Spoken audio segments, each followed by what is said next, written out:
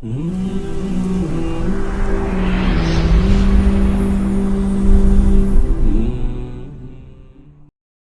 علیکم ورحمۃ اللہ وبرکاتہ. الحمد للہ رب العالمین وصلی اللہ وسلم وبارک علی عبدہ ورسولہ محمد وعلی آلہ وصحبہ اجمعین وعلی من تبعہم بإحسان الی یوم الدین. اما بعد، حیاکم اللہ. ناظرین اکرام، آپ سب کا خیر مقدم ہے ہمارے اس کورس میں، جو کہ ہمارا کورس 2 درسوں پہ مشتمل آپ نے سنا ہوگا، دیکھا ہوگا.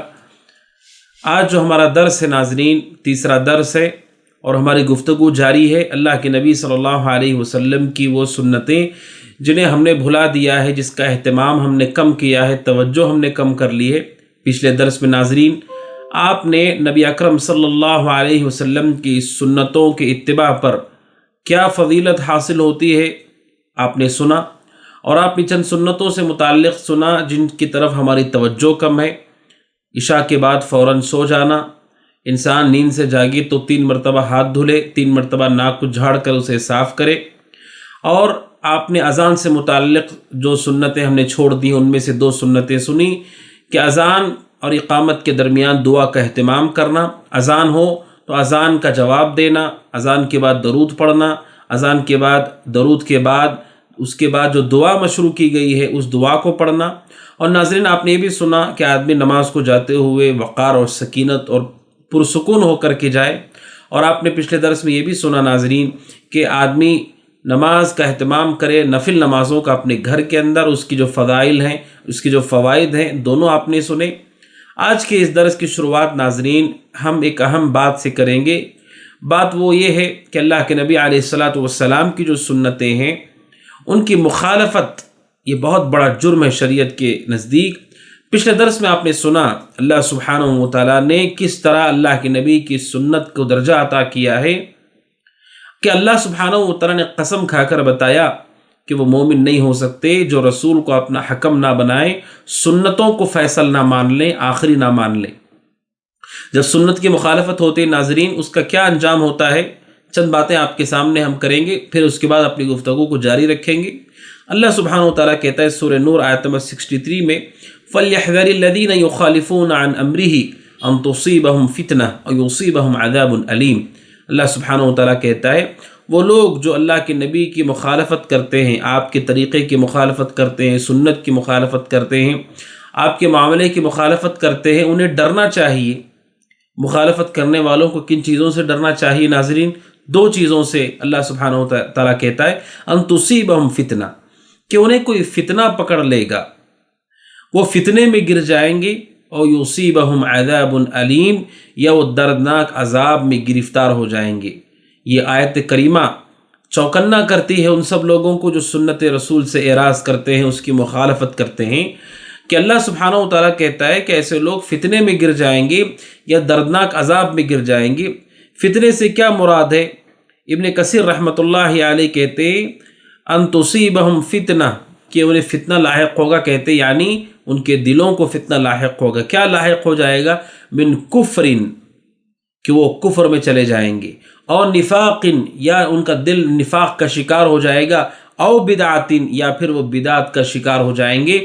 یعنی سنت رسول کی مخالفت پر ابن کثیر رحمۃ اللہ علیہ صاحب کی تفسیر میں کہتے ہیں اللہ ان کے دلوں کو کفر میں، یا اللہ تبارک سبحانہ و تعالیٰ ان کے دل کو نفاق میں یا بدعت میں مبتلا کر دیتا ہے جو سنتوں سے اعراض کرتے ہیں. ناظرین اس سے بڑا خسارہ کیا ہو سکتا ہے کہ ایک مومن ایمان والا کفر کی طرف چلا جائے، ایک مومن ایمان والا نفاق کی طرف چلا جائے، ایک متبع سنت رسول کی اتباع کرنے والا بدعت کی طرف چلا جائے. یہ نقصان انسان کو ہوگا جب وہ سنت کی مخالفت کرے گا. اور آگے دوسری دھمکی دی گئی او یصیبہم عذاب علیم، یا دردناک عذاب میں وہ گرفتار کر لیا جائے گا. اس کی بھی تنبیہ کر دی گئی، یعنی کہ وہ عذاب کا حقدار ہو جاتا ہے، اور وہ عذاب دنیاوی بھی ہے اور اخروی بھی ہے، کہ دنیاوی طور پر بھی انسان کو پریشانی لاحق ہوگی اور اخروی طور پر بھی وہ پریشان ہوگا، اور عذاب اور سختی اور جہنم کا حقدار ٹھہرے گا اگر اس نے سنت رسول کی مخالفت کی. ناظرین سنت رسول کی ہمیشہ تعظیم ہونا چاہیے، احترام ہونا چاہیے، اور اس کی اتباع ہمارے زندگی کا مقصد ہو. اور جہاں ہم سے کمی ہو جائے تقصیر ہو جائے اس کو ہم مان کر اسے درست کر لیں، کبھی سنت سے ٹکراؤ کی صورت نہ اختیار کریں، سنت رسول کا انکار نہ کریں، سنت رسول کا مذاق نہ اڑائیں، سنت رسول کے حوالے سے لوگوں کے درمیان یہ جو مزاج ہے کہ اللہ کے نبی صلی اللہ علیہ وسلم کی سنتوں کو وہ قرآن مجید کی طرح وحی نہیں مانتے، اس سے ہم بچیں۔ اللہ کے نبی صلی اللہ علیہ وسلم کی سنت میں جو سنت ثابت نہ ہو آپ سے، ضعیف، جھوٹی، موضوع، منکر روایت، ان سے اپنے آپ کو بچا کر رکھیں۔ اللہ کے نبی صلی اللہ علیہ وسلم کی سنت کے واضح ہونے کے بعد اپنے مسلک کو، اپنے فرقے کو، اپنے مزاج کو، اپنے خاندان اور قبیلے کو ایک طرف کرتے ہوئے رسول کی سنت کی طرف آ جائیں۔ ناظرین، یہ مومن کا شیوا ہوتا ہے نبی صلی اللہ علیہ وسلم کی سنت سے متعلق۔ ایک حدیث بھی آپ کے سامنے میں نقل کرتا ہوں، جب سنت کی مخالفت ہوتی ہے کیسے اللہ کی پکڑ ہوتی ہے۔ صحیح مسلم کی حدیث ہے، سلمہ بن اکوع رضی اللہ تعالیٰ عنہ کہتے ہیں، حدیث نمبر 2021، کہتے ہیں کہ ایک آدمی اللہ کے نبی صلی اللہ علیہ وسلم کے سامنے کھانا کھا رہا تھا اور وہ اپنے بائیں ہاتھ سے کھا رہا تھا، لیفٹ ہینڈ سے وہ کھانا کھا رہا تھا۔ اللہ کے نبی صلی اللہ علیہ وسلم نے اس شخص سے کہا، کل بیمینک، سیدھے ہاتھ سے کھاؤ اپنے۔ اللہ کے نبی نے اس شخص کو تعلیم دی کہ سیدھے ہاتھ سے کھانا چاہیے، یہ سنت رسول ہے کہ سیدھے ہاتھ سے کھایا جائے، اور شیطان ہے جو سیدھے ہاتھ سے نہیں کھاتا۔ آپ نے اس شخص سے کہا سیدھے ہاتھ سے کھانا کھاؤ، وہ آدمی کہتا لا استطیع، میں نہیں کھا سکتا، میں نہیں کھا سکتا۔ اس نے کہہ دیا کہ میں نہیں کھا سکتا۔ صحابی رسول اس حدیث کی روایت کرنے والے سلمہ بن اکوع کہتے ہیں، بات ایسی نہیں تھی کہ وہ واقعتاً کھا نہیں سکتا، اس کا ہاتھ صحیح ہے، سالم ہے، درست ہے۔ اس نے ایسا کیوں کہا؟ کہتے ہیں ما منعہ الا الکبر، تکبر میں اس نے ایسے کہا، رسول کی بات کے مقابلے میں تکبر کیا، تکبر کہتے ہوئے ایسی بات کہی، ورنہ اس کے ہاتھ ٹھیک تھے۔ کہتے ہیں سلمہ بن اکوع رضی اللہ عنہ، جب اللہ کے نبی صلی اللہ علیہ وسلم کے سامنے رسول کی بات کے مقابلے میں اسے تکبر سے کام لے کر سنت کو رد کر دیا اور کہا کہ میں نہیں کھا سکتا، اللہ کے نبی نے کہا لا استطعت، کہ تم کھا نہیں سکو گے، تمہارے اندر طاقت نہیں رہے گی کھانے کی۔ اللہ کے نبی صلی اللہ علیہ وسلم نے جب یہ کلمات اپنی زبان سے نکالے، سلمہ بن اکوع رضی اللہ عنہ کہتے ہیں فما رفعها الى فیہ، اس کے بعد اس شخص نے کبھی اپنا سیدھا ہاتھ اپنے منہ تک اٹھایا نہیں، کبھی اس کا سیدھا ہاتھ اس کے منہ کی طرف اٹھا نہیں، یعنی اس کا سیدھا ہاتھ حقیقت میں عیبدار ہو گیا اس طرح سے کہ اس کا سیدھا ہاتھ اس کے منہ کی طرف نہیں اٹھا۔ سبحان اللہ۔ ناظرین، یہ کیا ہے؟ عناد، سنت سے دشمنی، سنت کے مقابلے میں کبر، اس سے اس شخص کا ہاتھ ایسا ہو گیا کہ اس ہاتھ میں کوئی حرکت نہیں رہی، اس ہاتھ سے وہ فائدہ پوری زندگی بھر نہیں اٹھا سکا، اس کا ہاتھ اس کے کام نہ آ سکا۔ کیوں؟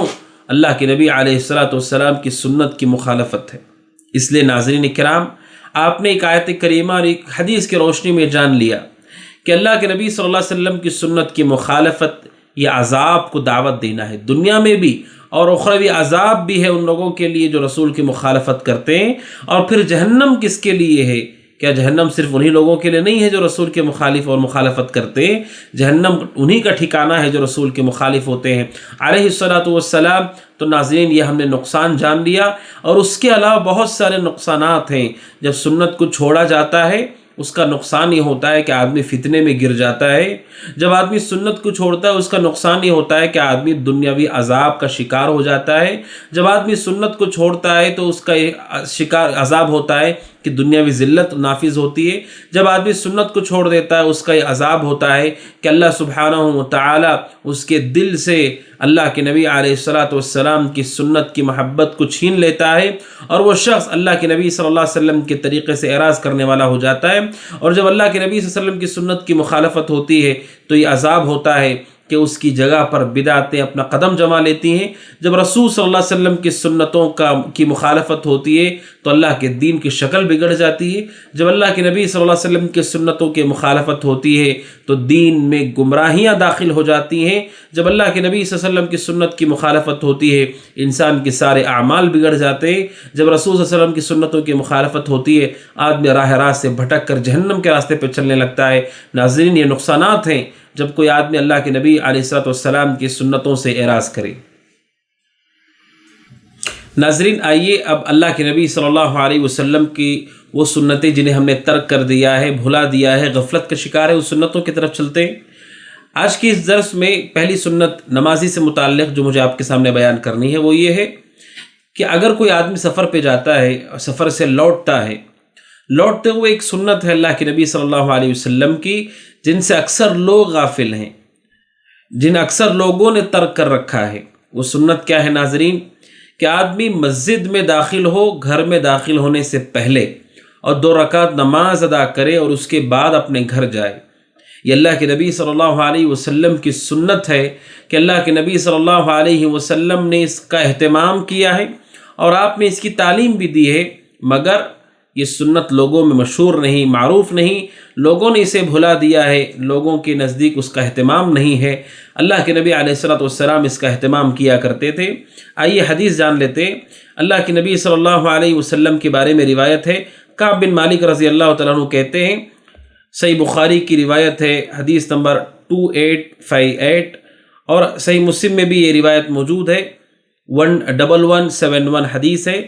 کہتے ہیں حضرت کعب بن مالک رضی اللہ عنہ کہ اللہ کے نبی صلی اللہ علیہ وسلم جب سفر سے لوٹتے، دخل المسجد فصلى رکعتین، آپ مسجد میں جاتے 2 رکعت نماز پڑھتے، قبل ان یجلس، بیٹھنے سے پہلے، اور صحیح مسلم کی حدیث میں اضافہ ہے ثم جلس فی، اور پھر آپ مسجد میں بیٹھتے۔ یہ اللہ کے نبی صلی اللہ علیہ وسلم کا طریقہ رہا کہ آپ مسجد میں جا کر 2 رکعت پڑھ کر کے بیٹھتے تھے اور پھر اس کے بعد اللہ کے نبی صلی اللہ علیہ وسلم گھر کی طرف روانہ ہوتے۔ یہ آپ کا عمل ہے، یعنی عملی حدیث ہے۔ اس کے علاوہ ایک قولی حدیث بھی ہے کہ آپ نے ارشاد فرمایا ہے کہ مومن کو اس کا اہتمام کرنا چاہیے، اس لیے کہ قولی حدیث سے بھی یہ ثابت ہے کہ 2 رکعت مسجد میں نماز پڑھنا چاہیے وہ آدمی جو سفر سے لوٹا ہے۔ اس حوالے سے روایت موجود ہے، صحیح بخاری کی روایت ہے، حدیث نمبر 1955، اور یہ روایت صحیح مسلم میں بھی ہے 1170۔ حضرت جابر رضی اللہ عنہ کہتے ہیں، ان کا مشہور واقعہ ہے کہ اللہ کے نبی صلی اللہ علیہ وسلم نے ان سے اونٹ خریدا تھا۔ ایک سفر میں وہ تھے، ان کی اونٹنی پیچھے رہ گئی۔ اللہ کے نبی علیہ الصلوۃ والسلام نے ان سے گفتگو کی اور ان سے اونٹ کو خریدنے کی بات کہی۔ جابر رضی اللہ تعالیٰ عنہ کہتے ہیں کہ میں مدینہ پہنچا، کہتے ہیں مدینہ پہنچنے کے بعد صبح میں پہنچا تو میں نے اللہ کے نبی فجئت المسجد، مسجد کو آیا، فوجدت علی باب المسجد، جب میں مدینہ پہنچا اللہ کے نبی نے کہا تھا کہ مجھے اونٹ خرید لیں گے اور مدینہ پہنچ کر کے یہ معاملہ ہوگا۔ جابر رضی اللہ عنہ کہتے ہیں جب میں مدینہ پہنچا، صبح پہنچا، مسجد کی طرف میں گیا تو میں نے دیکھا کہ اللہ کے نبی صلی اللہ علیہ وسلم مسجد کے دروازے پر ہیں، تو آپ نے مجھ سے پوچھا، جابر رضی اللہ عنہ سے اللہ کے نبی نے پوچھا کہ کیا تم ابھی آئے ہو؟ انہوں نے کہا ہے اللہ کے نبی میں ابھی آیا ہوں۔ تو آپ نے کہا فدع جملک وادخل فصل رکعتین، آپ نے کہا اپنے اونٹ کو یہیں چھوڑ دو اور جاؤ 2 رکعت نماز پڑھ لو۔ اللہ کے نبی نے جابر بن عبداللہ سے کہا جو اونٹ بیچنے کے لیے آئے تھے، آپ نے کہا اونٹ یہیں چھوڑ دو اور مسجد میں جاؤ اور 2 رکعت نماز ادا کرو۔ کہتے ہیں حضرت جابر رضی اللہ عنہ، اللہ کے نبی سے جو بات طے ہوئی تھی کہ مدینہ میں اونٹ کو خریدا جائے گا، جب مسجد وہ پہنچے تو آپ نے سیدھے اونٹ نہیں خریدا ان سے، آپ نے پہلے حضرت جابر کو کہا مسجد میں جاؤ 2 رکعت پڑھو۔ کہتے ہیں کہ میں مسجد میں گیا، میں نے 2 رکعت نماز پڑھی، پھر واپس آیا میں، اس کے بعد یہ معاملہ پورا ہوا کہ اللہ کے نبی صلی اللہ علیہ وسلم نے اونٹ کو خرید لیا اور پھر اللہ کے نبی صلی اللہ علیہ وسلم نے اس اونٹ کو واپس بھی کر دیا، صحابی کی مدد کی علیہ الصلاۃ وافضل التسلیم۔ کہتے ہیں امام نووی رحمۃ اللہ علیہ کہ اللہ کے نبی نے حضرت جابر رضی اللہ عنہ کو جو کہا، جو سفر سے لوٹے تھے، صبح مسجد کے پاس آئے تھے کہ جاؤ جا کر 2 رکعت پڑھ لو، کہتے ہیں وَهَذِهِ الصَّلَاةُ مَقْصُودَةٌ لِلْقُدُومِ، کہ یہ جو نماز ہے یہ تحیۃ المسجد ہے، ایسا نہیں ہے لا انہا تحیۃ المسجد، تحیۃ المسجد نہیں ہے، تحیۃ المسجد اس کے لیے جو مسجد میں جاتا ہے، اس کے لیے تحیۃ المسجد ہے۔ جابر رضی اللہ عنہ مسجد میں گئے نہیں تھے، آپ نے انہیں جانے کے لیے کہا۔ کیوں؟ امام نووی کہتے ہیں رحمۃ اللہ علیہ یہ ایک مستقل نماز ہے، مقصود ہے شریعت میں کہ اس نماز کو ادا کیا جائے جس کا تعلق سفر سے واپس ہونے سے ہے۔ تو ناظرین آپ نے سنا کہ اللہ کے نبی علیہ الصلوۃ والسلام کی زبان سے، قول سے بھی یہ ثابت ہے، آپ کے عمل سے بھی یہ ثابت ہے کہ اللہ کے نبی صلی اللہ علیہ وسلم اس نماز کا اہتمام کرتے تھے کہ سفر سے واپس ہونے کے بعد ہم سیدھے گھر جانے کے بجائے پہلے مسجد میں پہنچے، 2 رکعت نماز ادا کریں۔ اس سے کیا ظاہر ہوتا ہے؟ اس سے اللہ کی شکر گزاری ظاہر ہوتی ہے کہ جس نے ہمارے سفر کو آسان کیا، سلامتی کے ساتھ لے گیا اور سلامتی کے ساتھ واپس لے آیا اور ہماری منزل ہمارے ٹھکانوں تک پہنچا دیا۔ آپ جاتے ہیں، یہ 2 رکعت پڑھتے ہیں، جس سنت کو ہم نے بھلا دیا ہے، آپ نے اللہ کا شکر ادا کیا، اس کی نعمت کا احساس آپ نے کیا، جو سلامتی اس نے سفر میں آپ کو دی، جو حفاظت آپ کے سفر میں اللہ سبحانہ و تعالیٰ نے کی، اس کا اظہار ہوتا ہے کہ آپ اللہ کی شکر گزاری کر پاتے ہیں۔ اور اسی کے ساتھ جو لوگ آپ کے شہر کے ہیں، آپ کے علاقے کے ہیں، ان لوگوں سے آپ کی ملاقات بھی ہو جاتی ہے، وہ جان لیتے ہیں کہ آپ سفر سے لوٹ چکے ہیں، جن سے آپ کے معاملات ہیں، تعلقات ہیں۔ اس طرح لوگوں کے لیے بھی آسانی ہو جاتی ہے کہ وہ جان پاتے ہیں کہ آپ سفر سے لوٹ چکے ہیں۔ تو ناظرین، یہ اللہ کے نبی علیہ الصلوۃ والسلام کی وہ سنت ہے جس کے بارے میں شیخ عثیمین رحمۃ اللہ علیہ کہتے ہیں اکثر لوگوں نے اسے بھلا دیا ہے، چھوڑ دیا ہے، لوگوں کو نہیں معلوم کہ ایسی بھی کوئی سنت ہے۔ لہٰذا ناظرین، سب سے پہلی سنت جو آج کے درس میں ہم نے جانی وہ یہ ہے کہ سفر سے لوٹنے کے بعد 2 رکعت نماز ہم پڑھیں اور اس سنت کو زندہ کریں، اس سنت کی تعلیم دیں، لوگوں کو یاد دہانی کریں کہ اس سنت کا وہ اہتمام کریں۔ اس کے بعد ناظرین، آئیے دوسری سنت کی طرف، جس کی طرف ہماری توجہ کم ہے یا جس سنت کو ہم نے بھلا رکھا ہے۔ وہ سنت یہ ہے ناظرین کہ نماز جمعہ کے لیے اول وقت میں مسجد کو پہنچ جانا، اول وقت مسجد میں داخل ہو جانا، ایک ایسی سنت ہے جس کا اہتمام ہمارے سماج اور معاشرے میں ختم ہو گیا ہے۔ شاید کہ آپ لوگوں کو دیکھیں گے کہ وہ اس سنت پر عمل کرنے کے لیے آگے بڑھ رہے ہوں، اس سنت کا اہتمام کر رہے ہوں، جسے کہا جاتا ہے التبکیر الی صلاۃ الجمعہ۔ نماز جمعہ کے لیے جلد از جلد اپنے گھر سے نکل کر اول وقت میں مسجد کو پہنچ جانا۔ اس لیے کہ ناظرین، سنت دراصل یہ ہے کہ جس طرح آپ دیگر نمازوں کو پہنچتے ہیں، اپنے وقت میں ادا کرتے ہیں، نماز جمعہ کا معاملہ ایسا ہے کہ آپ اس نماز کے قیام سے پہلے امام کے آنے سے پہلے جتنا جلدی آپ پہنچتے ہیں، آپ نے سنت کا اہتمام کیا، آپ نے اپنے اجر میں اضافہ کر لیا۔ یہ سنت ہے کہ آدمی نماز جمعہ کے لیے جلدی کرے اور مسجد میں پہنچ کر اللہ کی عبادت کرے۔ حضرت ابو ہریرہ رضی اللہ تعالیٰ عنہ کی روایت ہے، اللہ کے نبی علیہ الصلوۃ والسلام نے فرمایا، بخاری کی حدیث ہے، حدیث نمبر 881، اور صحیح مسلم کی حدیث ہے 850 حدیث۔ ابو ہریرہ رضی اللہ عنہ کہتے ہیں کہ جس نے جمعہ کے دن غسل کیا، جس طرح جنابت کے لیے غسل کیا جاتا ہے، پھر وہ مسجد کی طرف نکل گیا، مسجد کا قصد کیا اس نے اول وقت میں، پہلے وقت میں، فَكَأَنَّمَا قَرَّبَ بَدَنَهُ، گویا کہ اس نے ایک اونٹنی کی قربانی دی۔ اتنا بڑا اجر ہے کہ ایک اونٹنی کی قربانی کا اسے اجر ملتا ہے جو اول وقت میں مسجد کو پہنچتا ہے۔ اور پھر کہا جو دوسرے حصے میں جاتا ہے نماز جمعہ کے لیے، فَكَأَنَّمَا قَرَّبَ بَقَرَةً، گویا کہ اس نے گائے کی قربانی پیش کی۔ اور کہا جو تیسرے حصے میں جاتا ہے، فَكَأَنَّمَا قَرَّبَ كَبْشًا أَقْرًا، گویا کہ اس نے سینگ والا ایک مینڈھا قربان کیا ہو۔ اور کہا جو چوتھے وقت میں جاتا ہے، فَكَأَنَّمَا قَرَّبَ دَجَاجَةً، گویا کہ اس نے مرغی اللہ سبحانہ وتعالیٰ کے راستے میں دی۔ اور کہا جو پانچویں حصے میں جاتا ہے، فَكَأَنَّمَا قَرَّبَ بَيْضَةً، گویا کہ اس نے انڈے کو اللہ کے راستے میں دیا۔ یہ 5 اوقات حدیث میں بتائے گئے کہ جو سب سے پہلے پہنچ جائے اول وقت میں، اونٹنی کی قربانی کا اسے اجر ہے۔ جو دوسرے حصے میں پہنچ جائے اس کے لیے گائے کی قربانی کا اجر ہے۔ جو تیسرے حصے میں پہنچ جائے اس کے لیے سینگوں والے مینڈھے کی قربانی کا اجر ہے۔ چوتھے حصے میں پہنچ جائے مُرغی اللہ کے راستے میں دینے کا اجر ہے۔ 5ویں حصے میں پہنچ جائے انڈا اللہ کے راستے میں دینے کا اجر ہے۔ ناظرین، یہ جو قربانیاں ہیں، کیا یہ قربانی انسان بڑی آسانی سے دے سکتا ہے یا اس کے پیچھے اس کا مال لگتا ہے؟ اور کیا وہ مال بہت کم قیمت پر مشتمل ہے؟ نہیں، کوئی آدمی اونٹنی کی قربانی دینا چاہے اس کے لیے مال لگے گا، اور وہ مال بھی ایسا کہ جس کی قیمت ہے۔ اونٹ بہت سستا نہیں ہوتا ہے، گائے بہت سستی نہیں ہے، دمبا بہت سستا نہیں ہے۔ انسان اس کے پیچھے مال خرچ کرے گا تب یہ جانوروں کی قربانی وہ دے پائے گا۔ لیکن یہ اجر اللہ سبحانہ وتعالیٰ نے رکھا ہے اس سنت پر کہ کوئی آدمی اول وقت میں مسجد کو پہنچ جائے، پہلے وقت میں پہنچ جائے مسجد کو۔ اب ہمارے یہاں مسجدیں ہمیشہ کھلی نہیں رہتی کہ فجر کے بعد ہی سے مسجد کھول دی گئی ہو اور جو اول وقت میں پہنچ جائے اس نے اجر کو پا لیا۔ ہمارے یہاں مساجد میں مسجدیں کھولنے کا ایک وقت ہے، ہر ایک کے پاس یہ سہولت نہیں ہے کہ ان کے یہاں فجر کے بعد سے مسجد کھلی رہتی ہے جمعہ کے لیے، لیکن جب بھی مسجد کھلتی ہو اہل ایمان کو چاہیے کہ وہ جلدی پہل کرتے ہوئے اس سنت پر عمل کرنے کے لیے وہاں موجود رہیں اور اول وقت میں مسجد میں داخل ہو جائیں جب بھی مسجد کو کھول دیا جائے۔ یہ سنت ہے اللہ کے نبی علیہ السلام کی، جس سے ہم نے غفلت اختیار کر رکھی ہے۔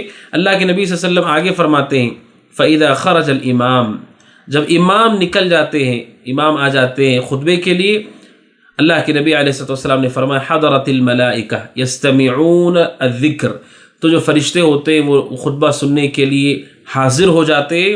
اور اللہ کے نبی صلی اللہ علیہ وسلم نے فرمایا، ایک لفظ میں یہ بھی ہے، اللہ کے نبی نے فرمایا جب امام نکلتے ہیں تو فرشتے اپنے اس رجسٹر کو، اس صحیفے کو لپیٹ لیتے ہیں جس میں وہ نام لکھتے ہیں، اس لیے کہ اللہ کے نبی علیہ السلام نے ایک روایت میں فرمایا، کہ بخاری ہی اور مسلم ہی کی روایت جو آپ نے بیان کی، اسی میں آپ نے فرمایا ایک لفظ میں یہ بھی آیا ہے کہ جب جمعہ کا دن ہوتا ہے تو مسجد کے ہر دروازے پر فرشتے ہوتے ہیں، ہر باب پر ایک فرشتے ہوتے ہیں جو آنے والوں کا نام لکھتے ہیں، جو سب سے پہلے پہل کر کے آ جائے اس کا نام لکھ لیا جاتا ہے، وہ لکھتے رہتے ہیں کب تک؟ جب امام ظاہر ہو جائے تب تک۔ امام ظاہر ہونے کے بعد، امام کے آ جانے کے بعد خطبے کے لیے اپنے اس صحیفے کو بند کرتے ہیں اور ذکر کے لیے بیٹھ جاتے ہیں۔ اس سے ناظرین پتہ چلتا ہے کہ اول وقت میں نماز جمعہ کے لیے حاضر ہونا اللہ کے نبی علیہ السلام کی سنت ہے، اس کا اہتمام کیا جاتا ہے۔ ہم سب کو چاہیے کہ اس سنت کو زندہ کرتے ہوئے مساجد میں کتنے ایسے لوگ ہیں جو اقامت کے وقت، جمعہ کی جب اقامت کہی جاتی ہے تب وہ حاضر ہوتے ہیں۔ کچھ لوگ بہت بڑی تعداد ایسی ہوتی ہے جو خطبے کے آخر میں شریک ہوتے ہیں۔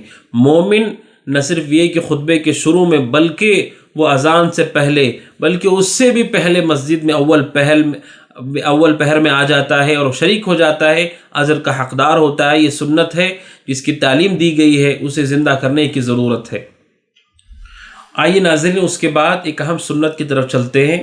جس سنت سے ہم نے غفلت اختیار کر رکھی، جس سنت کو لوگوں نے ترک کر دیا ہے، اس میں بہت بڑا خیر ہے ہم سب کے لیے۔ وہ سنت ہے ناظرین صلاۃ الاستخارہ، اللہ سبحانہ و تعالیٰ سے استخارہ کرنا۔ استخارہ کیا ہے ناظرین؟ اللہ سبحانہ و تعالیٰ سے خیر طلب کرنا، اللہ سبحانہ و تعالیٰ سے بھلائی طلب کرنا کہ کس معاملے میں میرے لیے بھلائی، اللہ سے اس چیز کا سوال کیا جاتا ہے، دعا کی جاتی ہے، اسے کہا جاتا ہے استخارہ۔ ناظرین، یہ اللہ کے نبی علیہ السلام کی ایسی سنت ہے جس کے بارے میں آپ کو حدیث سے اندازہ ہوگا۔ اس سنت کو ہم نے بھلا رکھا ہے۔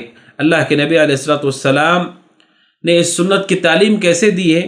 بخاری کی روایت ہے، حدیث نمبر 1166، حضرت جابر رضی اللہ عنہ کہتے ہیں کان رسول اللہ صلی اللہ علیہ وسلم یعلمنا الاستخارۃ فی الامور کلھا کما یعلمنا السورۃ من القرآن۔ کہتے ہیں اللہ کے نبی صلی اللہ علیہ وسلم ہمیں استخارہ ایسے ہی سکھایا کرتے جس طریقے سے کسی سورت کو سکھایا جاتا ہے قرآن مجید کی، اور یہ تعلیم اللہ کے نبی کی استخارہ کی سارے معاملات سے متعلق ہوتی ہے۔ ہر معاملے میں استخارہ کرنے کی تعلیم اللہ کے نبی دیا کرتے، سکھایا کرتے استخارے کو، جیسے قرآن کی سورت کو سکھایا جاتا ہے۔ سبحان اللہ ناظرین، آپ اندازہ کریں کہ اس سنت کا اہتمام اللہ کے نبی علیہ السلام نے اپنے صحابہ کو کیسے تعلیم دی۔ جس طرح قرآن سکھایا جاتا ہے، آپ نے ویسے استخارہ سکھایا ہے۔ کیا سکھایا اللہ کے نبی نے؟ کہ کوئی آدمی کسی چیز کا ارادہ کرتا ہے، اسے چاہیے کہ وہ 2 رکعت نماز ادا کرے۔ جابر رضی اللہ عنہ کہتے ہیں فرض نمازوں کو چھوڑ کر 2 رکعت نماز ادا کرے۔ اللہ کے نبی فرماتے ہیں علیہ السلام، پھر اس کے بعد اللہ سبحانہ و تعالیٰ سے دعا کرے جو صلاۃ الاستخارہ کی مشہور دعا ہے، اللہم انی استخیرک بعلمک واستقدرک بقدرتک واسألک من فضلک العظیم فإنک تقدر ولا اقدر وتعلم ولا اعلم وانت علام الغیوب اللہم ان كنت تعلم ان هذا الامر خیر لی فی دینی ومعاشی وعاقبت امری او قال عاجل امری وآجلہ فاقدره لی ویسره لی ثم بارک لی فیہ اللهم وإن كنت تعلم أن هذا الأمر شر لي في ديني ومعاشي وعاقبة أمري أو قال عاجل أمري وآجله فاصرفه عني وصرفنی عنہ وقدر لی الخیر حیث کان ثم اردنی بہ۔ اللہ کے نبی علیہ السلام نے یہ دعا سکھائی ہے۔ ناظرین، یہ دعا آدمی پڑھتا ہے اور اپنی حاجت کو اللہ کے سامنے بیان کرتا ہے، کیا ضرورت ہے واضح کرے۔ وہ شادی کے لیے رشتے کی تلاش میں ہے اور اس کے لیے وہ چاہتا ہے کہ کون سا رشتہ بہتر ہے، وہ اللہ سبحانہ و تعالیٰ سے خیر طلب کرے، تجارت چاہتا ہے، سفر چاہتا ہے، کوئی اہم ارادہ کیا ہے، کسی بات کا ارادہ کیا ہے، کوئی بھی معاملہ ہو، اگر آپ تردد کا شکار ہیں، یعنی مجھے کرنا چاہیے نہیں کرنا چاہیے، کس شکل میں کرنا چاہیے کس شکل میں نہیں کرنا چاہیے، یہ جو تردد ہے، آدمی اللہ سبحانہ و تعالیٰ سے استخارہ کرے۔ ناظرین، یہاں پر ایک بات میں واضح کر دوں، استخارہ عبادات کے لیے نہیں ہے۔ اصل جو عبادتیں ثابت ہے، فرض نمازوں کے لیے کوئی استخارہ نہیں، سنن اور نوافل کے لیے کوئی استخارہ نہیں۔ ہاں، عبادت کی شکلیں ہمارے پاس مختلف ہیں۔ بسا اوقات آدمی اللہ سبحانہ و تعالیٰ سے دعا کرتا ہے کہ وہ جس عبادت کے لیے آگے بڑھنا چاہتا ہے، اس عبادت کا جو راستہ اور طریقہ ہے، اس میں جو بہتر ہے اللہ اس کے لیے آسانی کرے۔ مثال کے طور پر کوئی آدمی حج پر جانا چاہتا ہے، وہ استخارہ کرتا ہے کن لوگوں کے ساتھ وہ نکلے، کون سے رفقا اس کے لیے بہتر ہیں، یہ استخارہ ٹھیک ہے۔ لیکن عبادت جو پہلے سے ثابت ہے، رسول کی سنت ہے، آپ کو فوراً کر لینا ہے۔ لیکن وہ عبادتیں ناظرین جیسے آپ نے سنا جس میں آدمی کو سہارے کی ضرورت ہے، سبب کی ضرورت ہے، اور اس میں کون سا بہتر سبب ہے استخارہ کرتا ہے تو وہ ٹھیک ہے۔ اور باقی دنیاوی امور میں جہاں بھی اسے تردد ہے، جہاں بھی اسے اشکال ہے، جہاں بھی اسے چننا ہے کسی ایک کو، اللہ سبحانہ و تعالیٰ سے استخارہ کرے، اللہ سے خیر طلب کرے اور اللہ سبحانہ و تعالیٰ کے سامنے اپنی حاجت کو بیان کرے۔ اور استخارہ اللہ سبحانہ و تعالیٰ جب استخارہ بندہ مومن کرتا ہے، اللہ سبحانہ و تعالیٰ اس کے لیے جو چیز بہتر ہے، اس بہتر چیز کو اللہ سبحانہ و تعالیٰ آسان کر دیتا ہے۔ ہمارے یہاں مشہور ہے لوگوں میں کہ استخارہ کرنے کے بعد آدمی سو جائے، خواب میں اسے کچھ نظر آئے گا وغیرہ وغیرہ۔ کتاب و سنت میں کوئی واضح دلیل اس کی موجود نہیں ہے کہ استخارہ کرنے کے بعد آپ کے ساتھ کوئی واقعہ پیش آئے گا جس سے آپ کو معلوم ہو جائے گا کہ ہاں یہی آپ کے لیے بہتر ہے، بلکہ حدیث سے ظاہر ہوتا ہے کہ آدمی استخارہ کرے اور عمل کے لیے آگے بڑھ جائے، جو اس کے لیے بہتر ہوگا اللہ اس کے لیے آسانی کر دے گا، اور جو اس کے لیے بہتر نہیں ہے خود بخود وہ راستے بند ہو جائیں گے، وہ کام اس کا پورا نہیں ہو پائے گا، اور وہ انشاءاللہ اس کے لیے خیر ہے، اور جو اس کے لیے آسان بہتر ہے اللہ اس کے لیے آسانی کر دے گا۔ یہ جو حدیث ہے، اس حدیث سے ظاہر ہوتا ہے اللہ سبحانہ و تعالیٰ اس کے لیے اس راستے کو آسان کر دیتا ہے۔ لیکن ناظرین، استخارہ کے ساتھ اہل علم کہتے ہیں استشارہ ضروری ہے۔ استشارہ کا مطلب ہے مشورہ طلب کرنا۔ وہ لوگ جو سمجھ بوجھ رکھتے ہیں، ہمارے چاہنے والے ہیں، ہم سے ہمدردی رکھنے والے ہیں، خیر خواہ ہیں، ایسے لوگوں سے مشورہ کر لینا چاہیے۔ بلکہ امام نووی کہتے ہیں رحمۃ اللہ علیہ، مشورہ استخارے سے پہلے ہونا چاہیے۔ آپ کوئی تجارت شروع کرنا چاہتے ہیں، آپ اللہ سبحانہ و تعالیٰ سے استخارہ کریں، یہ سنت ہے۔ اس سے پہلے امام نووی کہتے ہیں مشورہ کر لیں کہ واقعتاً یہ بات ٹھیک ہے کہ یہ تجارت ہو سکتی ہے، کہ یہ تجارت صحیح ہے، کہ اس تجارت میں فائدہ ہے، جان لیں، مشورہ کر لیں۔ اس کے بعد اللہ سبحانہ و تعالیٰ سے آپ خیر بھی طلب کریں۔ استخارہ کی جو سنت ہے ناظرین، اللہ کے نبی علیہ السلام کی وہ سنت ہے کہ اللہ سبحانہ و تعالیٰ نے اس کے ذریعے بہت خیر رکھا ہے۔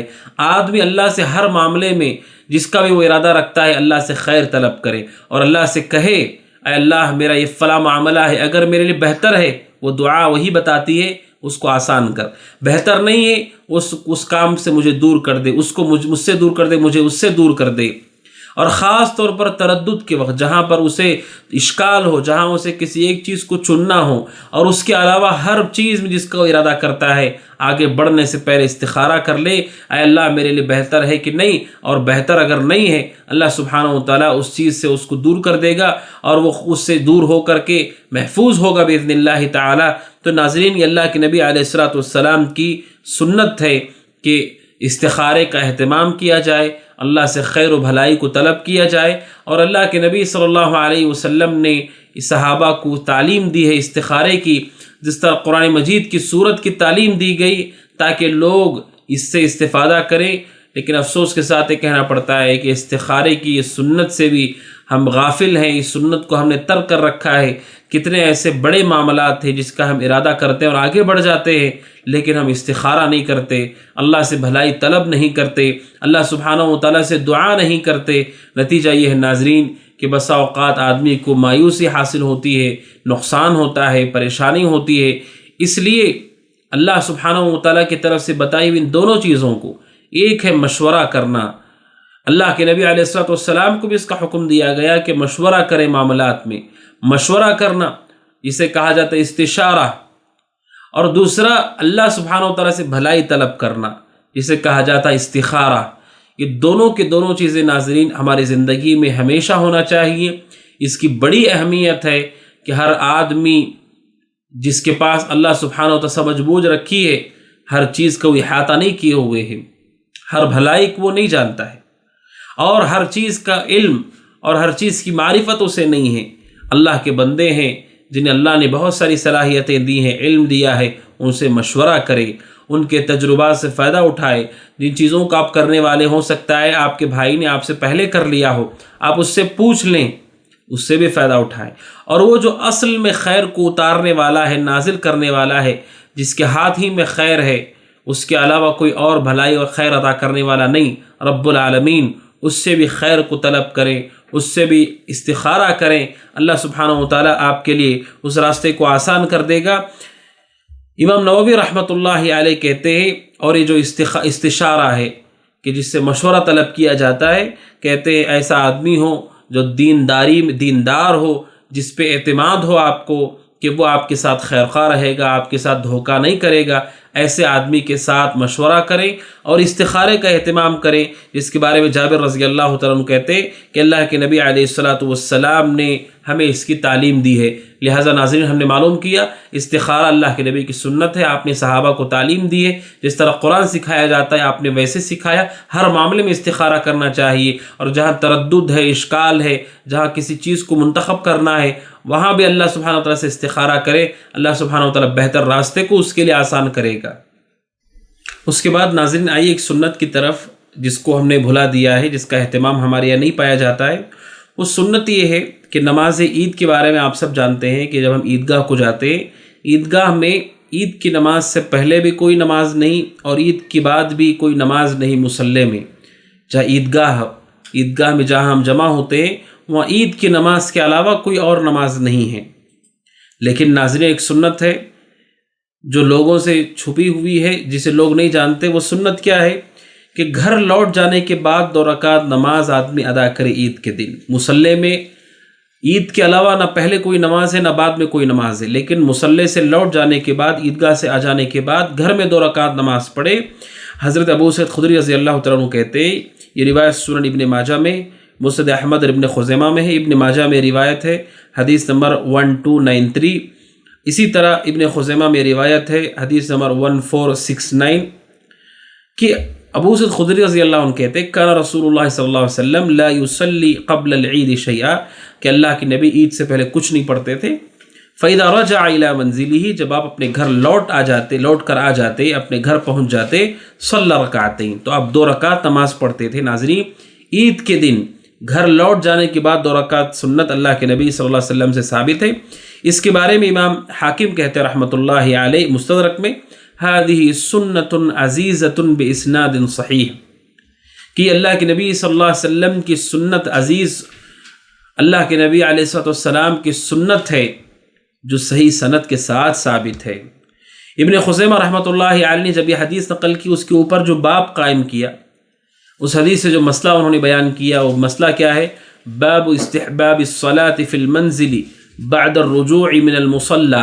امام ابن خزیمہ نے اس حدیث سے پہلے جو باب قائم کیا ہے، مسئلہ بیان کیا ہے، وہ یہ ہے کہ باب اس مسئلے کی بیان میں کہ مستحب ہے، بہتر ہے کہ 2 رکعت نماز ادا کیا جائے گھر میں عیدگاہ سے لوٹنے کے بعد۔ یہ باب قائم کیا ابن خزیمہ نے رحمۃ اللہ علیہ، اور اس کے تحت حدیث کو نقل کیا ہے۔ ناظرین ایک بات میں آپ کو اور بتا دوں، یہ جو باب ہوتا ہے، باب کا معنی یہ ہوتا ہے کہ محدثین حدیث سے پہلے، جن محدثین نے چاہا کہ ان کی کتابوں میں ابواب ہوں، انہوں نے اس حدیث سے پہلے اس حدیث میں جو اس سے ماخوذ مستنبط جو مسئلہ ہوتا ہے اسے پہلے بتا دیتے ہیں۔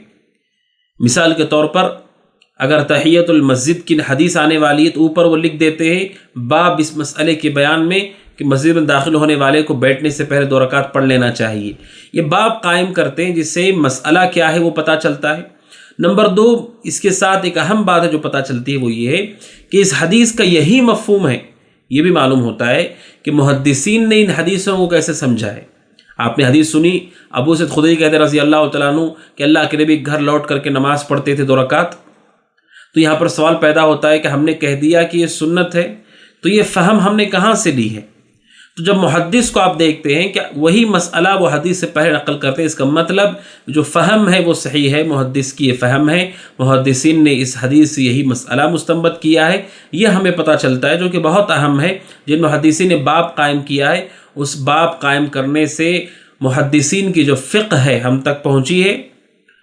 اس وجہ سے یہ بہت بڑا خزانہ ہے۔ وہ لوگ جو فقہ محدثین کے طریقے پہ سمجھنا چاہتے ہیں، وہ ان کے لیے بہت بڑا خزانہ ہے یہ کہ محدثین نے جنہوں نے ابواب قائم کی، بعض محدثین نے قائم نہیں کیے۔ امام مسلم رحمۃ اللہ علیہ نے کوئی باب قائم نہیں کیا ہے۔ صحیح مسلم میں جو آپ تبویب دیکھتے ہیں، باب دیکھتے ہیں، وہ امام مسلم نے نہیں رکھا ہے، وہ امام نووی رحمۃ اللہ علیہ نے جب صحیح مسلم کی شرح کی، المنہاج ان کی شرح ہے، اس شرح کے ساتھ امام نووی رحمۃ اللہ علیہ نے حدیث سے جو مسئلہ مستنبط ہوتا ہے، مسئلہ معلوم ہوتا ہے، حدیث سے پہلے انہوں نے لگایا ہے۔ امام مسلم رحمۃ اللہ علیہ نے صرف حدیثیں جمع کی بہت نفیس ترتیب کے ساتھ، لیکن باب قائم نہیں کیا۔ تو ناظرین، ابن خزیمہ رحمۃ اللہ علیہ نے باب قائم کیا کہ اللہ کے مستحب ہے کہ نماز ادا کیا جائے گھر میں عیدگاہ سے لوٹنے کے بعد، لہٰذا اس سنت پہ ہمیں عمل کرنا چاہیے۔ رہی بات یہ کہ آپ نے وہ حدیث بھی سنی ہے کہ عیدگاہ میں نہ پہلے کوئی نماز ہے نہ بعد میں کوئی نماز ہے، پھر یہ 2 رکعت نماز کیا ہے؟ اس کے بارے میں ابن حجر رحمۃ اللہ علیہ کہتے ہیں کہ وہ جو نماز کی ممانعت ہے کہ نہیں پڑھنا چاہیے، اس کا تعلق مصلی سے ہے، عیدگاہ سے ہے، گھر سے نہیں ہے۔ جب آدمی گھر پہنچ جاتا ہے وہاں پر یہ سنت ثابت ہے کہ اللہ کے نبی صلی اللہ علیہ وسلم نے 2 رکعت نماز ادا کی ہے، لہٰذا ناظرین اس سنت پر ہمیں عمل کرنا چاہیے کہ ہم عیدگاہ سے لوٹنے کے بعد اپنے گھروں میں 2 رکعت نماز ادا کریں، اور اس سنت کو زندہ کرنے کی ضرورت ہے کہ اللہ کے نبی علیہ السلام نے اس کا اہتمام خود کیا ہے، جس کے بارے میں صحابہ رسول نے بیان کیا کہ آپ نے اس پر عمل کیا ہے۔ اس کے بعد آئیے ناظرین، اللہ کے نبی علیہ السلام کی ایک سنت ہے جس سے ہم نے غفلت کی راہ اختیار کر رکھی ہے، جسے ہم نے ترک کر رکھا ہے۔ وہ سنت یہ ہے ناظرین کہ روزانہ فرض نمازوں کے علاوہ 12 رکعات ایسی ہیں جن 12 رکعات کے حوالے سے اللہ کے نبی علیہ السلام نے بہت بڑی خوشخبری بیان کی ہے، جن سنتوں کو سنن الرواتب کہا جاتا ہے، جس کا اہتمام مومن کو کرنا چاہیے۔ اللہ کے نبی علیہ السلام نے اس کا اہتمام کیا ہے، صحابہ کو اس کی تعلیم دی ہے اللہ کے نبی نے علیہ السلام۔ ان سنن الرواتب کے حوالے سے بھی ناظرین، ہمیں بہت سارے ایسے لوگ ہیں جو نہیں جانتے کہ دن میں 12 رکعتیں سنتیں ایسی ہیں جنہیں سنن الرواتب کہا جاتا ہے، جو اللہ کے نبی علیہ السلام سے ثابت ہے، احادیث نبویہ سے ثابت ہے، اور اس سنت کو جاننے کے بعد اس پر عمل کرنے والے بہت کم ہیں، الا ماشاء اللہ، الا من رحم اللہ۔ وہ سنت کیا ہے ناظرین؟ ام حبیبہ رضی اللہ تعالیٰ عنہ سے روایت ہے، صحیح مسلم کی روایت ہے، حدیث نمبر 728۔ ام سلمہ کہتی ہیں رضی اللہ تعالیٰ عنہ، اللہ کے نبی نے فرمایا علیہ السلام، من صلی 12 رکعہ، جو 12 رکعت نماز ادا کر لے، فی یوم و لیلہ، دن اور رات میں، یعنی ایک دن میں 12 رکعت نماز ادا کر لے، بنی لہ بہن بیت فی الجنہ، اللہ سبحانہ و تعالیٰ ان 12 رکعت کی وجہ سے جنت میں اس کے لیے گھر تعمیر کرے گا۔ 12 رکعت سنت ناظرین جنہیں سنت راتبہ کہا جاتا ہے، جس کا اہتمام ہونا چاہیے، مواظبت اور پابندی ہونا چاہیے۔ اللہ کے نبی علیہ السلام نے اس کی خوشخبری بیان کی کہ اللہ سبحانہ و تعالیٰ اس کے لیے گھر تعمیر کرتا ہے۔ ناظرین، جب آپ سنتے ہیں جنت میں گھر تعمیر ہوتا ہے، اس سے 2 باتیں پتہ چلتی ہیں۔ نمبر 1 کہ ایسا شخص جنت میں داخل ہوگا جب اس کا گھر جو اس کے لیے بنایا گیا جنت کے اندر ہے، اس کا مطلب وہ جنت میں داخل ہوگا۔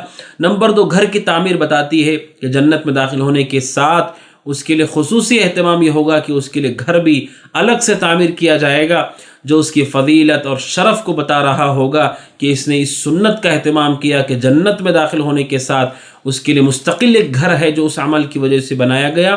ام حبیبہ رضی اللہ تعالیٰ عنہ جو اس حدیث کی راویہ ہے کہتی ہیں کہ فما ترکتہن منذ سمعتہن من رسول اللہ صلی اللہ علیہ وسلم، کہتی جب سے میں نے اللہ کے نبی صلی اللہ علیہ وسلم سے سنا ہے میں نے انہیں نہیں چھوڑا ہے، ان 12 رکعات کو نہیں چھوڑا ہے۔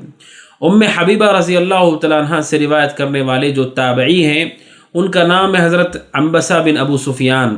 عنبسہ بن ابو سفیان رحمۃ اللہ علیہ نے یہ حدیث ام حبیبہ سے بیان کی، اور اپنی موت کے وقت انہوں نے یہ روایت بیان کی اپنے شاگرد کو جن کا نام ہے عمرو بن اوس۔ عمرو بن اوس یہ بھی تابعین ہیں، وہ کہتے ہیں صحیح مسلم میں امام مسلم نے اس کو نقل کیا ہے، حضرت عنبسہ جنہوں نے ام حبیبہ سے سنا کہ یہ روایت بیان کی، انہوں نے اور کہا کہ میں نے کبھی نہیں چھوڑا۔ اور اس روایت کی بیان کرنے والے تابعی صحابیہ سے عنبسہ بن ابو سفیان وہ بھی کہتے ہیں کہ میں نے بھی اس حدیث پر عمل کرتے ہوئے کبھی ان 12 رکعات کو نہیں چھوڑا، اور یہ حدیث انہوں نے مرتے ہوئے وفات سے پہلے اپنے شاگرد کو سنائی عمرو بن اوس کو۔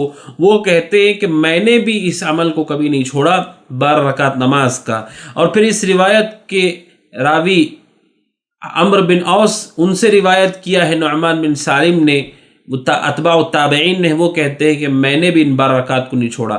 ناظرین، آپ نے حدیث سنی، حدیث کی روایت کرنے والے صحابیہ کا جذبہ سنا کہ انہوں نے کہا کہ جب سے میں نے اللہ کے نبی سے سنا اس کو میں نے نہیں چھوڑا ہے، اور ان سے روایت کرنے والے تابعی ان کے بارے میں آپ نے سنا عنبسہ کہ وہ کہتے ہیں کہ میں نے بھی انہیں نہیں چھوڑا ہے، اور ان سے روایت کرنے والے تابعی عمر وہ کہتے ہیں کہ میں نے بھی نہیں چھوڑا ہے، ان سے روایت کرنے والے تابعی اتباع التابعین میں سے تابعی ہیں نعمان، ان سے بھی آپ نے سنا وہ کہتے ہیں کہ میں نے بھی نہیں چھوڑا۔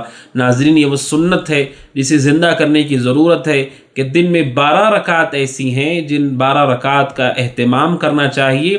سنن راتب ہے یہ 12 رکعات کون سی ہیں اس کی تفصیل آئی ہے سنن ترمذی کی روایت نے حدیث نمبر 380، شیخ البانی رحمۃ اللہ علیہ صحیح الجامع میں سے نقل کیا ہے حدیث نمبر 6362۔ اللہ کے نبی فرماتے ہیں علیہ الصلوۃ والسلام کہ جو 12 رکعات دن میں پڑھ لے اس کے لیے جنت میں گھر بنایا جاتا ہے۔ کیا کہا آپ نے؟ اربعا قبل الظہر، ظہر سے پہلے 4 رکعات، ورکعتین بعدہا، ظہر کے بعد 2 رکعات، ورکعتین بعد المغرب، مغرب کے بعد 2 رکعات، ورکعتین بعد العشاء، عشاء کے بعد 2 رکعات، ورکعتین قبل صلاۃ الفجر، اور فجر کی نماز سے پہلے 2 رکعات، کل ملا کر 12 رکعات ہیں۔ ناظرین، آپ نے حدیث میں سنا کہ یہ کتنی رکعات ہیں، ان کا اہتمام کرنے کی ضرورت ہے۔ اللہ کے نبی علیہ الصلوۃ والسلام کی ایسی سنت ہے جسے زندہ کرنے کی ضرورت ہے، اس کے مقابلے میں ہمارے یہاں ایسی سنتیں لوگوں میں مشہور ہو چکی ہیں جو حقیقت میں سنت نہیں ہے، لوگوں نے اس پہ عمل کرنا شروع کیا ہے، اہتمام شروع کیا ہے، جبکہ وہ اللہ کے نبی علیہ الصلوۃ والسلام سے ثابت نہیں۔ یہ سنتیں ثابت ہیں، انہیں زندہ کرنے کی ضرورت ہے، اس کی تعلیم دینے کی ضرورت ہے، اس کی طرف لوگوں کو بلانے کی ضرورت ہے کہ دن میں 12 رکعات ایسی ہیں جنہیں سنن الرواتب کہا جاتا ہے، جس کا اہتمام کیا کرتے تھے اللہ کے نبی علیہ الصلوۃ والسلام، صحابہ اہتمام کیا کرتے تھے، تابعین، اتباع التابعین اہتمام کیا کرتے تھے۔ اس سنت کو زندہ کرنے کی ضرورت ہے۔ اس کے بعد ناظرین آئیے ایک اہم سنت کی طرف نبی اکرم صلی اللہ علیہ وسلم کی، جسے ہم نے بھلا دیا ہے۔ ناظرین، وہ سنت کیا ہے؟ نماز سے فارغ ہونے کے بعد ناظرین ہم دیکھتے ہیں کہ لوگ بڑی تیزی کے ساتھ مسجد سے نکلنے کی طرف آگے بڑھ جاتے ہیں۔ ایسا محسوس ہوتا ہے کہ ہم آزاد ہونا چاہتے ہیں، اس قید سے باہر نکلنا چاہتے ہیں۔ یقیناً اس میں ضرورت مند ہوں گے جن کے حاجات ہیں، مصروفیات ہیں، مشغولیات ہیں، کوئی حرج نہیں کہ وہ نکل جائیں، لیکن کیا سارے کے سارے مسلمان مسجد سے ایک ساتھ نکل جائیں؟ کیا سب کی ضرورت ہوتی ہے؟ جن کی ضرورت نہیں ہے کیا ان کے لیے یہ سنت ان کے علم میں نہیں ہونی چاہیے کہ اللہ کے نبی صلی اللہ علیہ وسلم نماز کے بعد کیا کیا کرتے تھے؟ ناظرین، یہ سنت ہے کہ اللہ کے نبی کے طریقے کے مطابق آپ نماز پڑھیں۔ نماز سے فارغ ہونے کے بعد آپ کی کیا سنت تھی وہ بھی ہمیں معلوم ہونا چاہیے۔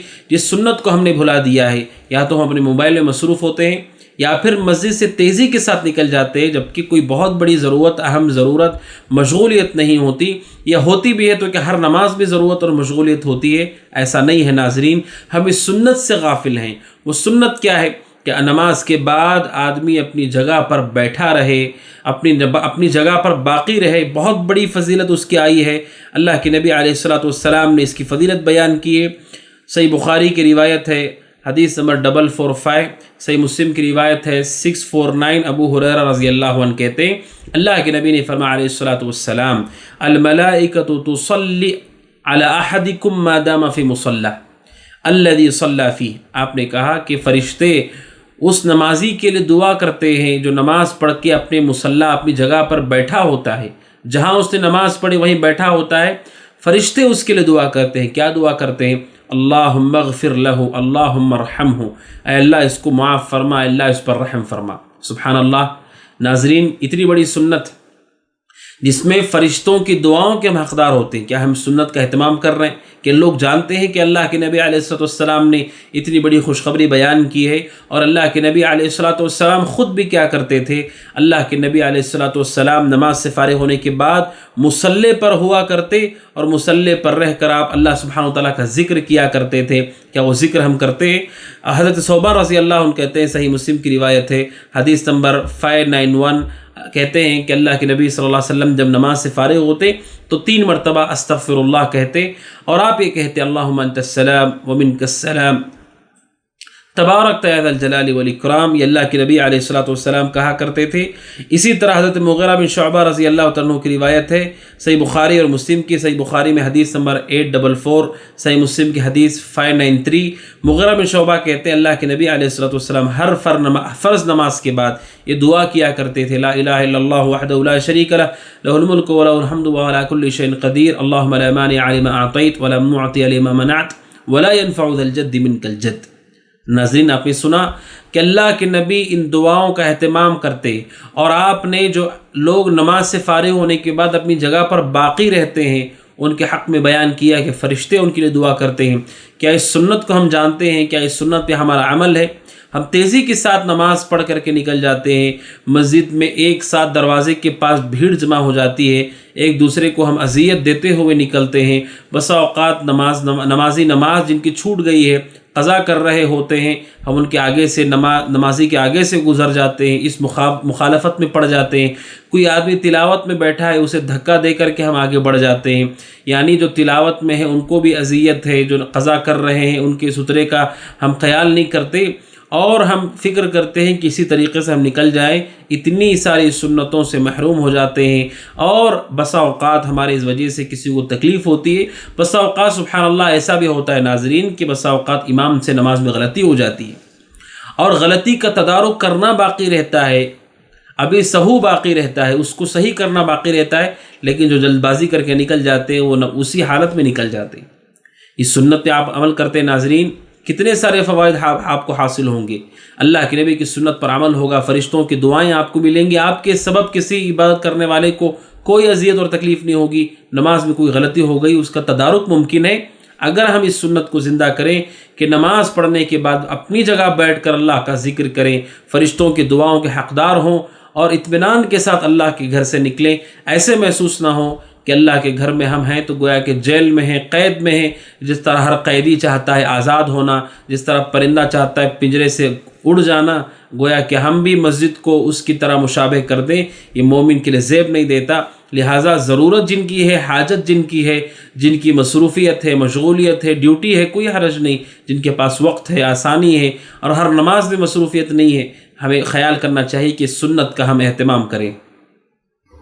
اس کے بعد آئیے ناظرین، روزوں سے متعلق کچھ سنتیں جنہیں ہم نے بھلا دیا ہے اس کی طرف آگے بڑھتے ہیں ناظرین۔ پہلی سنت روزوں سے متعلق جسے ہم نے بھلا دیا ہے وہ سنت یہ ہے کہ انسان افطار کرنے میں جلدی کرے۔ کیا مطلب ہے افطار کرنے میں جلدی کرے؟ کہ جیسے تحقق ہو جائے، یہ کنفرم ہو جائے کہ سورج غروب ہو چکا ہے، فوراً افطار کر لے۔ احتیاط کے نام پر جو اضافی 10 منٹ ہم رک جاتے ہیں، انتظار کرتے ہیں، یا معلوم ہونے کے بعد بھی ہم احتیاط کے نام پر رک جاتے ہیں، چاہے کم ہو کہ زیادہ ہو، یہ احتیاط سنت کے مطابق نہیں ہے۔ یہ سنت ہے اللہ کے نبی کے علیہ السلام کہ جیسے سورج غروب ہو جائے، تحقق ہو جائے، معلوم ہو جائے کہ سورج ڈوب گیا، فوراً افطار کر لینا چاہیے۔ روزے سے متعلق وہ سنت ہے جسے بھلا دیا گیا ہے۔ کتنے ایسے لوگوں کو ہم دیکھتے ہیں کہ انہیں معلوم ہو گیا کہ سورج ڈوب چکا ہے، پھر بھی وہ رکے ہوئے ہیں۔ میرے بھائیوں، اللہ کے نبی علیہ السلام کی سنت ہمارے لیے کافی ہے، وہی ہدایت اور سعادت ہے۔ معلوم ہو چکا، آپ سنت کے مطابق عمل کیجیے، اللہ سبحانہ و تعالیٰ آپ کو پورا اجر عطا کرے گا، اور جس چیز کی آپ فکر کر رہے ہیں اسی رب کے رسول نے آپ کو تعلیم دی ہے علیہ الصلاۃ والسلام کہ سورج کے ڈوب جانے کے بعد فوراً افطار کرو۔ اس حوالے سے حدیث بخاری کے اندر روایت ہے، حدیث نمبر 1957، صحیح مسلم کی روایت ہے 1098۔ سہل بن سعد رضی اللہ عنہ کہتے ہیں اللہ کے نبی نے فرمایا علیہ الصلاۃ والسلام لا یزال الناس بخیر ما عجل الفطرہ، آپ نے کہا لوگ برابر بھلائی میں ہوں گے جب تک وہ افطار کرنے میں جلدی کریں گے، رات کے انتظار میں نہ رہتے ہوئے جب تک وہ افطار کرنے میں جلدی کرتے رہیں گے اس وقت تک وہ برابر بھلائی میں رہیں گے۔ یعنی امت کی بھلائی اس میں ہے کہ وہ افطار میں جلدی کرے، اس سنت کا اہتمام کرے، اس سنت کے اہتمام میں بھلائی ہے۔ اور ابو داؤد کی روایت میں ابو ہریرہ رضی اللہ عنہ کہتے ہیں کہ وجہ کیا ہے، لأن اليهود والنصارى يؤخرون، اس لیے کہ یہود و نصارہ افطار میں تاخیر کرتے ہیں، جلدی نہیں کرتے، اور شریعت یہ کہتی ہے کہ مومن یہود و نصارہ کے راستے پر نہ چلے بلکہ ان کی مخالفت کرے اور سنت کے راستے پر چلے۔ اور جب آدمی یہود و نصارہ کے راستے پر چلتا ہے وہ خود بخود سنت رسول سے ہٹ جاتا ہے۔ یہ ابو داؤد کی روایت ہے جس میں اللہ کے نبی نے فرمایا علیہ الصلوۃ والسلام کہ یہود و نصارہ تاخیر سے افطار کرتے ہیں۔ یہ روایت ابو داؤد میں اس کا نمبر ہے 2353، جس میں اللہ کے نبی علیہ الصلوۃ والسلام نے بیان فرمایا، اور اللہ کے نبی علیہ الصلوۃ والسلام کہ صحابہ اسی طریقے سے افطار کرنے میں جلدی کرتے تھے۔ صحیح مسلم کی روایت ہے 1099، عائشہ صدیقہ رضی اللہ تعالیٰ عنہ سے پوچھا گیا اللہ کے نبی علیہ الصلوۃ والسلام کے ایک صحابی سے متعلق، اور وہ صحابی کون ہے؟ عبداللہ بن مسعود۔ عبداللہ بن مسعود کے بارے میں ام المؤمنین عائشہ صدیقہ سے پوچھا گیا رضی اللہ تعالیٰ عنہ کہ وہ یعجل المغرب والافطار، کہ وہ مغرب میں اور افطار میں جلدی کرتے ہیں۔ اس مسئلے کے بارے میں عائشہ صدیقہ سے پوچھا گیا رضی اللہ عنہا، جو اللہ کے نبی علیہ السلام کی بیوی ہیں، امت کی ماں ہیں۔ عائشہ صدیقہ کیا کہتی ہیں؟ فقالت هكذا كان رسول اللہ صلی اللہ علیہ وسلم يصنع، کہتی ہیں عائشہ صدیقہ عبداللہ بن مسعود کے بارے میں جو بات پوچھی گئی کہ وہ جلدی نماز مغرب اور جلدی افطار کیا کرتے ہیں، عائشہ صدیقہ نے کہا ایسے ہی اللہ کے نبی بھی کیا کرتے تھے علیہ الصلاۃ والسلام۔ اس سے پتہ چلتا ہے کہ روزہ افطار کرنے میں ناظرین جلدی کر لینا چاہیے، اس میں سنت پر عمل ہے، یہود و نصارہ کی مخالفت ہے، اور روزے دار کے ساتھ آسانی بھی ہے۔ جو بھوک اور پیاس کو برداشت کر رہا ہے اس کا وقت اتنا ہی ہے، اس کے بعد اسے بھوکا اور پیاسا رہنے کی ضرورت نہیں، وہ اپنے بھوک اور پیاس کو مٹا سکتا ہے۔ تو یہ پہلی سنت ہے روزے سے متعلق جس کا اہتمام کرنے کی ضرورت ہے، جسے زندہ کرنے کی ضرورت ہے۔ جیسے ناظرین میں نوازی کیا، اس وقت ہے جب ہمیں معلوم ہو جائے کہ سورج ڈوب چکا ہے، اس کی معلوم ہونے کے جو اسباب ہیں ان کے ذریعے سے اگر معلوم ہو جاتا ڈوب چکا ہے، افطار میں جلدی کرنا سنت رسول ہے علیہ الصلاۃ والسلام۔ اس کے بعد آئیے ناظرین، رمضانی سے متعلق، روزوں سے متعلق ایک سنت جس کو ہم نے بھلا دیا ہے، جس کا اہتمام ہمارے یہاں کم پایا جاتا ہے، وہ یہ ہے کہ سحری کا اہتمام کرنا اور سحری کے کرنے میں تاخیر کرنا۔ یہ دونوں سنتیں ہیں ناظرین۔ آپ دیکھتے ہیں بعض لوگ ایسے ہیں جو بغیر سحری کے روزہ رکھتے ہیں، یہ کہہ کر کے کہ ان کے پاس طاقت ہے، اور یہ کہہ کر کے کہ واجب نہیں ہے۔ لیکن اللہ کے نبی علیہ الصلوۃ والسلام کی سنت ہے سحری کھانا۔ آپ سے بڑھ کر کے کون ہے اللہ سبحانہ وتعالیٰ کی اطاعت میں محنت اور مشقت کرنے والا؟ آپ بھی سحری کیا کرتے اور سحری کرنے میں تاخیر کیا کرتے۔ یہ اللہ کے نبی علیہ الصلوۃ والسلام کی سنتیں ہیں، دونوں سنت ہے۔ اللہ کے نبی علیہ الصلوۃ والسلام نے سحری کے بارے میں فرمایا، یہ شیخ البانی رحمۃ اللہ علیہ نے صحیح الجامع میں اس روایت کو نقل کیا ہے 3683۔ ابو سعید خدری رضی اللہ عنہ کہتے ہیں اللہ کے نبی صلی اللہ علیہ وسلم نے فرمایا السحور اکلۃ برکہ فلا تدعوہ، آپ نے کہا سحری کا کھانا یہ مبارک ہے، برکت والا ہے، فلا تدعوہ، سحری کھانا مت چھوڑو، ولو ان یجرع احدکم جرعۃ من الماء، اگرچہ کہ پانی کا گھونٹ ہی صحیح، سحری کو مت چھوڑو، فإن اللہ وملائکتہ یصلون علی المتسحرین، اس لیے کہ اللہ کی رحمت نازل ہوتی ہے سحری کھانے والوں پر، فرشتوں کی دعاؤں کے حقدار ہوتے ہیں وہ لوگ جو سحری کھاتے ہیں۔ اللہ کے نبی علیہ الصلوۃ والسلام نے اتنی بڑی فضیلت بیان کی سحری کرنے کی، یہ آپ کی سنت ہے، اور آپ نے کہا اسے نہ چھوڑو، اگرچہ کہ گھونٹ پانی صحیح جو میسر ہے سحری کر لو، سحری کو نہ ترک کرو کہ اللہ کی رحمت نازل ہوتی ہے، فرشتوں کی دعائیں ملتی ہیں، اور وہ جو کھانا آپ کھاتے ہیں وہ مبارک کھانا ہے، برکت والا کھانا ہے، جس برکت کی تلاش ہر مومن کو ہوتی ہے، اور وہ جائز اور شرعی امور میں ثابت چیزوں کے ذریعے سے برکت چاہتا ہے۔ ان میں سے ایک یہ بھی ہے کہ سحری کو کھایا جائے کہ یہ برکت والا کھانا ہے۔ اسی وجہ سے اللہ کے نبی علیہ السلام نے سحری کھانے کی تعلیم دی، اور اللہ کے نبی علیہ السلام نے ایک دوسری روایت میں فرمایا، بخاری کی روایت ہے، حدیث نمبر 1923۔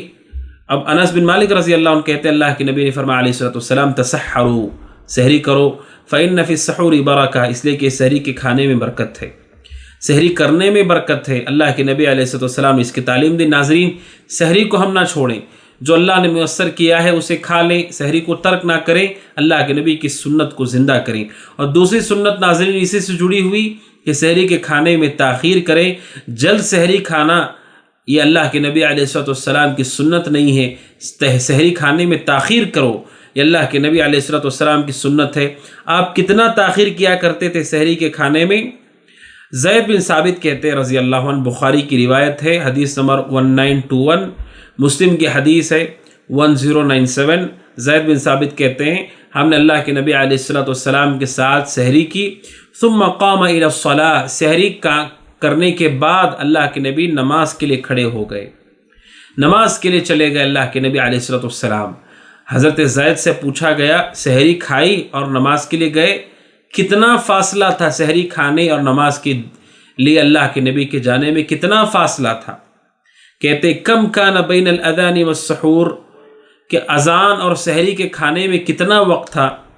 کہا قدر 50 آیہ، کہا 50 آیتوں کے مقدار، یعنی اتنا ہی وقفہ تھا اللہ کے نبی علیہ السلام کا کھانا، سحری کھانا، اور سحری کھانے کے بعد اللہ کے نبی علیہ السلام کا نماز کے لیے داخل ہو جانا، نماز کے لیے چلے جانا، کتنا فاصلہ تھا؟ زید بن ثابت رضی اللہ عنہ کہتے ہیں ان کے دونوں کے درمیان یہ حدیث بتاتی ہے 50 آیتوں کا فاصلہ تھا، یعنی 50 آیتیں جتنے وقت میں تلاوت کی جاتی ہیں اتنا ہی وقت تھا اللہ کے نبی کے سحری کے کھانے میں اور نماز کے داخل ہونے میں، یعنی کہ اللہ کے نبی اتنے تاخیر سے سحری کرتے کہ سحری سے فارغ ہونے کے بعد جو چیز بچتی ہے وہ نماز ہے۔ اور ناظرین، جب ہم اس سنت کا اہتمام کرتے ہیں، تاخیر سے سحری کرتے ہیں، اس سے کیا ہوگا ناظرین؟ اس سے ہمارے لیے کھانے میں برکت ہوگی، فرشتوں کی دعا ہوگی، اللہ کی رحمت ہوگی، رسول کی سنت کو زندہ ہم نے کیا۔ وہیں پر وہ وقت سحری کا جو آخری وقت ہوتا ہے وہ اللہ سبحانہ و تعالیٰ کی یہاں استغفار کرنے کا وقت ہے، نماز تہجد کے اختتام کا وقت ہے۔ جن کے لیے تہجد رہ گئی وہ تہجد پڑھ سکتے ہیں، وطر جن کے رہ گئے وطر پڑھ سکتے ہیں، اور استغفار کرنے کا بہترین وقت ہے سحری کا وقت، انسان استغفار کر سکتا ہے۔ اتنے سارے فوائد ہیں جو ہم سب کو حاصل ہو سکتے ہیں۔ اور آپ نے جو سنا ناظرین زید بن ثابت رضی اللہ عنہ کی روایت میں کہ اللہ کے نبی کے سحری اور اذان کے درمیان کتنا فاصلہ تھا، وہاں مراد اذان نہیں ہے، اقامت ہے، وہاں اس سے مراد اقامت ہے، یعنی سحری کھانے کے بعد اور اقامت کے درمیان کتنا فاصلہ تھا، اس لیے کہ حضرت انس بن مالک رضی اللہ عنہ سے پوچھا گیا، بخاری کی روایت ہے، حدیث نمبر 576، اللہ کے حضرت انس بن مالک سے پوچھا گیا کہ کم کان بین فراغہما من سحورہما ودخولہما فی الصلاۃ، کہ کتنا فاصلہ سحری اور نماز کے داخل ہونے میں؟ تو حضرت انس بن مالک رضی اللہ عنہ کا قدر ما یقرأ الرجل 50 آیہ، کہ ایک آدمی 50 آیتیں اطمینان سے 50 آیتیں درمیانی طرز اور درمیانی رفتار کے ساتھ اگر 50 آیتیں پڑھی جائیں، کتنا وقت ہوگا؟ اتنا ہی وقت اللہ کے نبی کی سحری کے کھانے میں اور نماز فجر کے لیے داخل ہونے میں تھا، اذان کے لیے نہیں ناظرین، بلکہ نماز کے لیے اتنا ہی وقت تھا۔ 50 آیتوں کی تلاوت کا وہی وقت باقی رہتا تھا، اتنی تاخیر سے اللہ کے نبی سحری کیا کرتے تھے۔ لہٰذا ناظرین، اللہ کے نبی علیہ السلام کی اس سنت کو زندہ کرنے کی ضرورت ہے کہ سحری کے کرنے میں تاخیر کی جائے اور اس نعمت سے فائدہ اٹھایا جائے۔ اور بسا اوقات ناظرین آدمی جلدی سحری کر لیتا ہے اس سنت کو چھوڑ کر کے، تو وہ نماز فجر سے بھی رہ جاتا ہے، نماز فجر بھی اس کی چھوٹ جاتی ہے۔